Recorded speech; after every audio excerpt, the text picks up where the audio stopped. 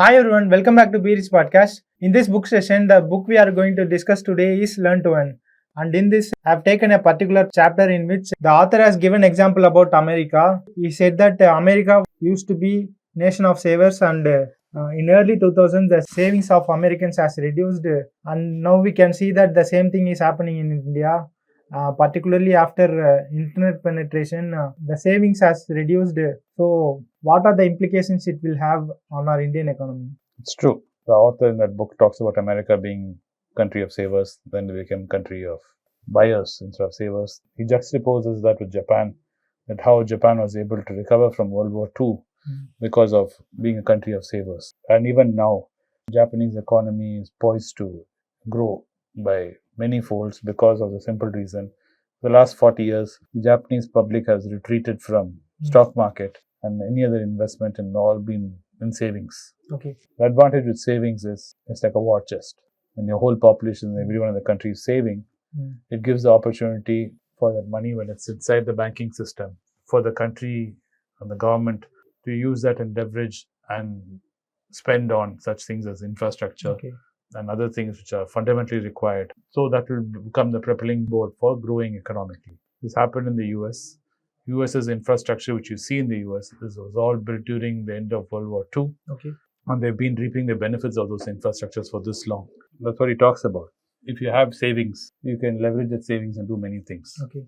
And if you stop saving as a society, it leads to further complications. One of the main reasons to control inflation is by not spending. And if you don't spend as a population, inflation itself will start cooling off because demand will reduce. Correct.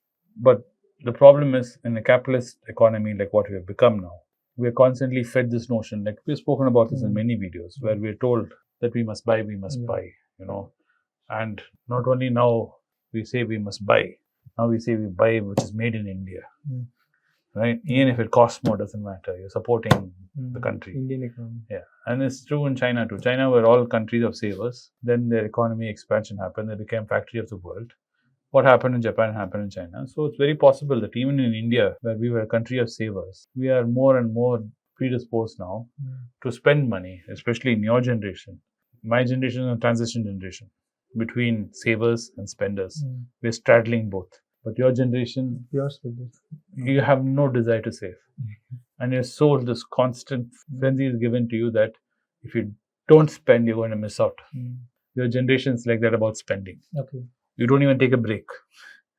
You're continuously spending. It'll be very difficult for someone in your generation to take a sabbatical from spending. Say for the next 2 months, no matter what, you do not spend. You do not eat out. You do not spend whatever is necessary. Like, vegetables, food. That beyond that, everything else you postpone for 2 months. It'll drive you mad. Because we were used to that habit. Yeah, it's become a habit now. Because if anything new comes, you feel this strong urge and desire to buy it. And the problem is, you can't even unplug yourself. Like most of it is coming through YouTube, social media, like Instagram. And you can't unplug it because your work is now tied to it. Particularly if we speak about any product or search products related to it, next time when we browse that topic, the thing which you spoke or searched will continuously become as ads. Yeah. That's an urban theory also now that your phones are constantly listening to you. I don't think it's to that extreme. It's more like you search something and it sticks. Google pushes those ads to you. I don't think it's as far as, keep your phone next to you. A lot of people now give anecdotal evidence of this, where they're sitting and talking about something and suddenly the phone is pushing ads on them. I don't think it's reached that level, but I cannot refute it also at the same time. I don't believe in that as yet. Maybe with AI, next generation of iterations of phones, maybe. But right now, I don't think your devices are constantly listening to you. Unless you give it permission to. Okay. You turn Siri on and you turn Google on and say, listen to me all the time. You keep asking him, okay, then maybe it's listening to you. That is possible with AI because you get used to talking to your AI phone, asking all kinds of questions. So constantly you tell it to be listening to you. Maybe then. But as I was saying, this idea of spending, so even you can't even unplug yourself from this beast.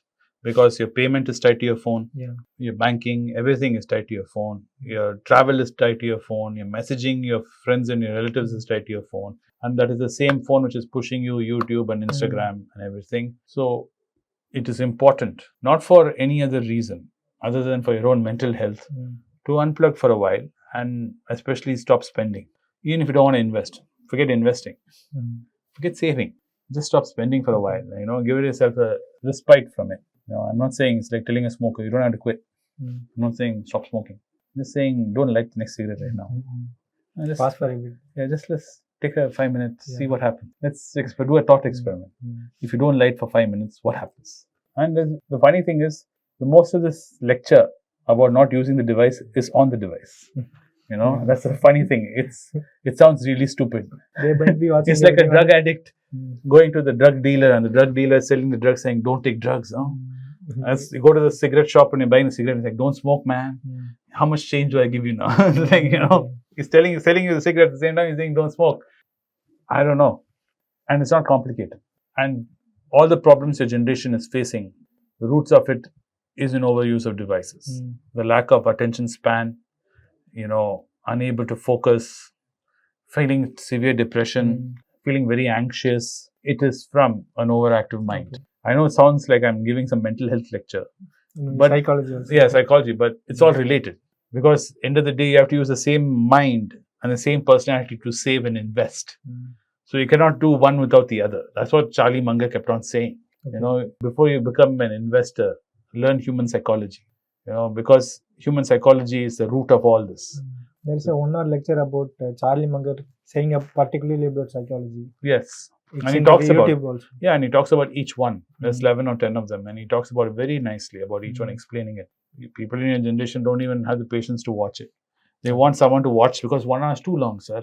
You watch it and you tell me in 5 minutes what it is. Maybe 1 minute. Yeah, exactly. Even if I talk in Berich, like one of my regular videos, I talk about something, a concept, like about the silver bees and gold bees ratio.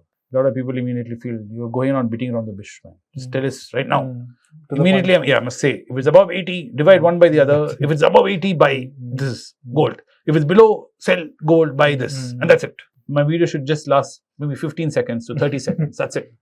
Hello. I shouldn't even say waste time saying hello to Birich. Nothing. Gold base. Yes. Do this, do that. Like what you say on Instagram. Like a TikTok. 15 seconds, 20 seconds. Done. Why are you going on talking like an old man for so long? Because my fear is you don't listen to the full instruction. That you listen to half the instruction and you decide to go. It's like trying to change the gears in the bike without using the clutch. You forget that you have to press the clutch to change the gears. Changing the gears can ruin the bike without using the clutch. But I do hope reading books like this, like how America is a prime example, how from being saving, spending has damaged their society. We follow Americans for most of the things, and we are doing the same thing with savings also.